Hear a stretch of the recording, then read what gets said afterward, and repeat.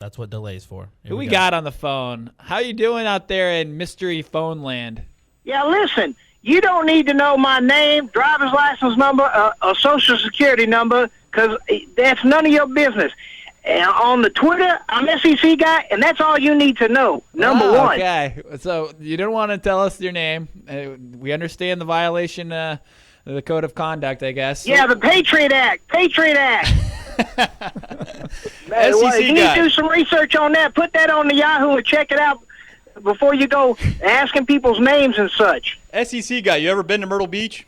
Ever turn your microphone on?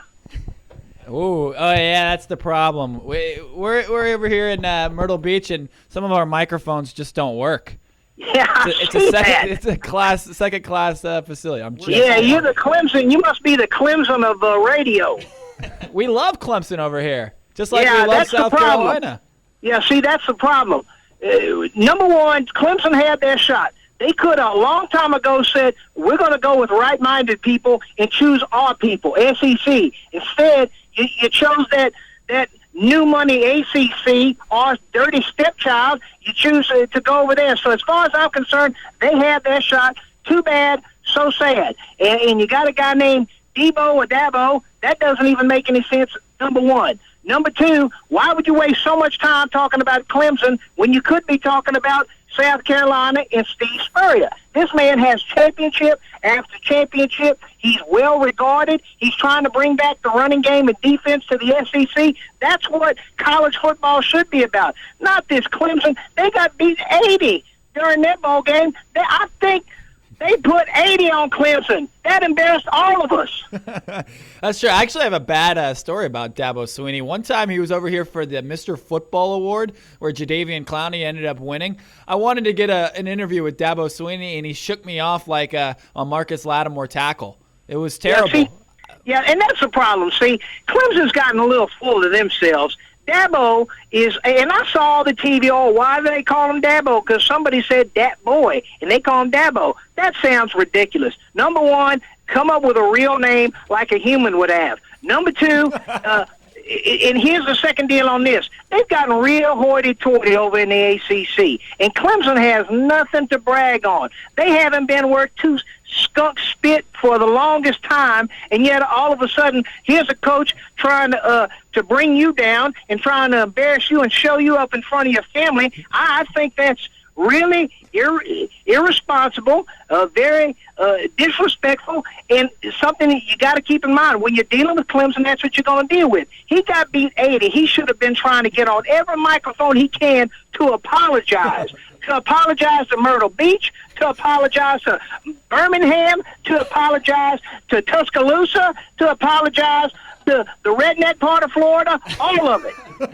SEC not the South Florida, because we don't even count that. They don't even speak English there. I'm talking about the redneck one where it's real dangerous. SEC guy, you ever been to Myrtle Beach?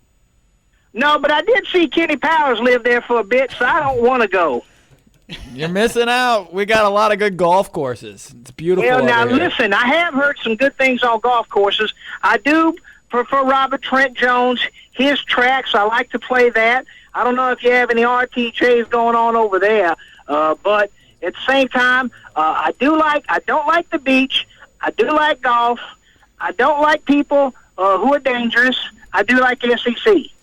SEC guy, let me get your opinion on the new additions to the conference, Texas A&M and Missouri. How are they going to do this year? Terrible. Be shocked if they win 3 combined. I don't know. Missouri's not that bad. Missouri's not that bad. Who'd they play against? The Big 12. I understand they were down last year. Next. They said they played Big 12. They didn't play anybody. Big 12 can't beat anybody. You got to understand this.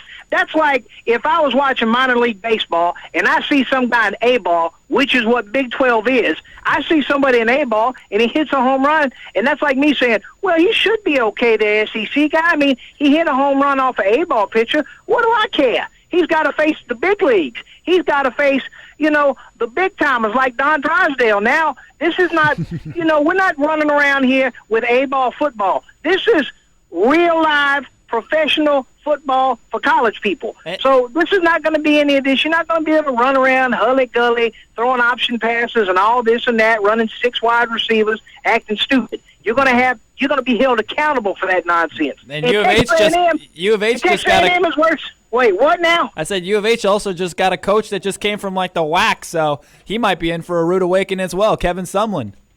Yeah, listen to this. Kevin Sumlin. How funny is this going to be? He's going to step right into the SEC, and I did some research on him because, now that he's with us, I have to, check up on him. He coached with Oklahoma. Mm-hmm. Now, he thinks he knows. He thinks he knows what he's stepping into, but he really don't know because he's going to come in and listen, Paul Bear Bryant, the great Paul Bear Bryant, greatest coach that ever lived, he coached at Texas A&M for a short amount of time and then said, well, this is just terrible, and got out of there, came to us, and won about 1 million games.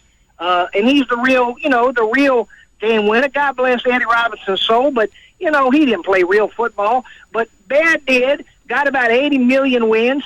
And so if this Kevin Sumlin guy thinks for one single solitary second that he's going to step in with this hully-gully West Coast girl-style football where you throw it and try to grab the flags and pull the flags out or put the tubalo on people's rear ends, that's not going to cut it. All right, SEC guy, you are the man. Thanks for calling in and giving us the insight on how A&M and Missouri are going to struggle. Obviously, some very strong, passionate opinions there. That's what I like to hear. Call into the radio station, 652-3776. He didn't sound like he thought Missouri and Texas A&M were going to do good. Do you think? Yeah, a lot of people agree with him. That's the truth.